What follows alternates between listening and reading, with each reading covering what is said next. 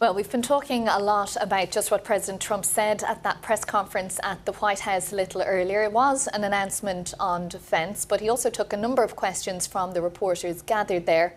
So he was able to put to rest a story that's dominated the internet in the past few days, serious rumours about the president's health. Indeed, it's thought the speculation was in part sparked by this photo from late August showing bruising on the back of Donald Trump's hand. After that was caught on camera, claims about his health gathered tens of millions of views across X, TikTok and Facebook. Now, the president's last public engagement before today's press conference had been a cabinet meeting held a week ago where he spoke for nearly 3¼ hours. Now, the president did address the issue of these rumours circulating on Sunday night. He posted on his Truth Social network that he had never felt better. And a little earlier, as we were mentioning, President Trump addressed those rumours at the White House, defining them as fake news. Well, it's fake news. You know, it's so fake. That's why the media has so little credibility. I knew they were saying, like, is he okay? How's he feeling? What's wrong? I said, I just left. And it's also sort of a longer weekend, you know, it's Labor Day weekend. So I would say a lot of people know I was very active this Labor Day. I had heard that, but I didn't hear it to that extent.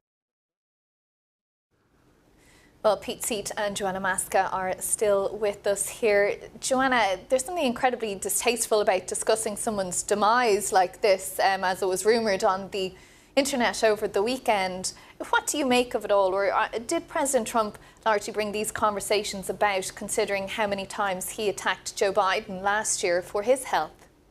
Well, that's exactly right. You know, it is awful. It's awful that people are cheering on someone else's demise, especially the President of the United States, because anyone, and Pete and I have both worked for presidents of the United States, if you have worked in that office, you know how important it is that that president is in command. And I would never wish for anything to happen to a president of the United States of America. And yet we saw for many years, President Trump and others in the Republican Party call into question Joe Biden's health. There should have been questions from the press as well, because there were legitimate problems with his health. He was old. And it turns out Donald Trump is also old. He also would have been in the same graduating high school class, just a couple of years younger, but they would have been in the same high school together. So there are going to be continued questions on this.